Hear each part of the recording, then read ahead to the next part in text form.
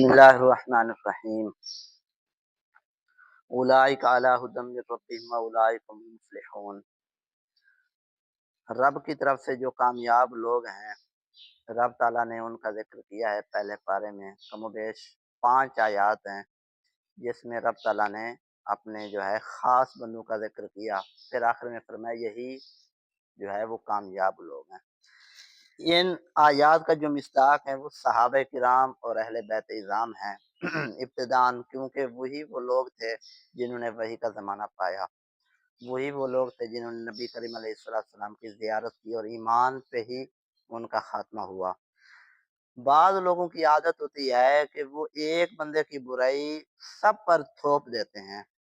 جیسا مثال کے طور پر یزید پلید، اس نے جو برے کارنامے پیش کیے اور اپنی جو حقیقت ہے وہ لوگوں کے سامنے عیاں کی، اور اس نے دنیا کے نشے اور اقتدار میں آ کر اہل بیت کے چمکتے چراغوں کو شہید کیا اور صحابہ کرام تابعین کی اولادیں اور ان کو شہید کیا میدان کربلا میں۔ اب یہ ہے کہ اس کی آڑ میں بعض لوگ ان کے والد حضرت جناب امیر معاویہ رضی اللہ تعالیٰ عنہ کو برا بھلا کہتے ہیں، اور پچھلے دنوں تو ایک وہ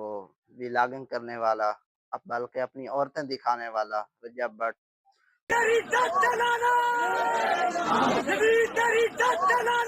اس نے معاذ اللہ ثم معاذ اللہ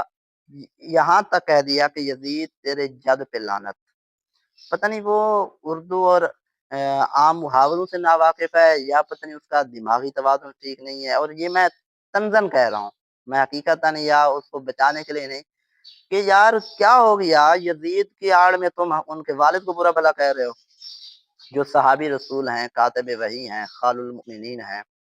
اور پھر حضور صلی اللہ علیہ وآلہ وسلم کے بااعتماد صحابہ میں سے ان کا نام ہوتا ہے، اور مختلف اسلامی لشکروں میں جنگوں میں شرکت کی۔ تو بہرحال یہ ہے کہ رب تعالیٰ نے ان سے حسنہ اور جنت کا وعدہ کیا، اور بعض لوگ ان پر بھی لعن طعن کر رہے ہیں۔ یہ تو ان کے اپنے نصیب اور حصے کی ونڈ ہے، لیکن ہمارے حصے میں یہ ہے کہ ہم اہل بیت کا جہاں معاملہ ہو ان کا دفاع کریں، جہاں صحابہ کرام کا معاملہ ہو ہم ان کا دفاع کریں۔ یاد رکھ لیں، اولاد کی وجہ سے والدین کو برا نہیں کہا جائے گا، اور والدین کی وجہ سے اولاد کو برا نہیں کہا جائے گا، جب تک کہ اس کے میں براہ راست والد یا اولاد جو ہے وہ ملوث نہ ہو۔ مثال کے طور پر قرآن پاک میں ہے، حضرت نوح علیہ السلام نے اپنے بیٹے کو کہا کہ آپ بھی آ جاؤ، ہمارے ساتھ سوار ہو جاؤ، بچ جاؤ گے، وہ سوار نہ ہوا، اور حضرت نوح علیہ السلام نے اپنے بیٹے کے لیے جب دعا کی تو رب تعالیٰ نے کیا ارشاد فرمایا، انہ لیس من اہلک، اے نوح علیہ السلام یہ آپ کے اہل میں سے نہیں ہے، کیونکہ وہ کافر ہے۔ تو جب کسی کا فسق، کسی کا فجور اس حد تک چلا جائے، یا تو وہ اسلام سے خارج ہو جائے یا پھر جری علی الکبائر ہو جائے، تو رب تعالیٰ تو اس کو اہل سے بھی جو ہے وہ بتلاتا۔ اور پھر قرآن پاک میں وَلَا تَزِرُ وَازِرَةٌ وِزْرَ أُخْرَىٰ، ایک جان دوسرے جان کا بوجھ نہیں اٹھائے گی۔ یہ تو نہیں ہو سکتا نا اولاد برائیاں بالکل کرتی رہے اور والدین نے اسے اپنی زندگی میں اچھی تربیت دینے کی کوشش کی ہو،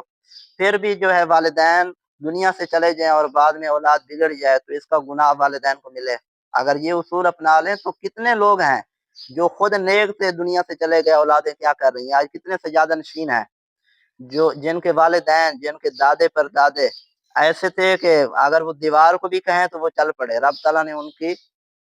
مقبولیت اپنی بارگاہ میں اتنی رکھی تھی، اور آج کے یہ جو سجادہ نشین ہیں ان کی حالت کیا ہے۔ تو کہنے کا مطلب یہ ہے کہ ایسا نہیں ہو سکتا کہ اولاد کے گناہوں کو ہر وقت ہی والدین کے کھاتے میں ڈال کر اور پھر ان پر بھی لعن طعن کی جائے، تو یہ اس کی بہت بڑی جو ہے بے حسی ہے۔ اللہ تعالیٰ اس شخص کو توبہ کی توفیق دے، ویسے وہ توبہ پہلے بھی کرتا رہتا ہے، لیکن پتہ نہیں اس کو کیا ہے کہ وہ ہر آئے دن جو ہے مشہور ہونے کے لیے ایسی باتیں کر ڈالتا ہے۔ بہرحال یہ ہمارا اسلامی نقطہ نظر ہے، اللہ کرے کہ ہم صحابہ کرام اہل بیت کے معاملے میں ہر اعتبار سے دفاع کرنے والے بنیں۔ اللہ تعالی ہم سب کو عمل خیر کی توفیق عطا فرمائے، اور یزید جس چیز کا حقدار ہے رب تعالی اسے وہی عطا فرمائے۔ آمین بجاہ نبی الامین صلی اللہ علیہ وسلم۔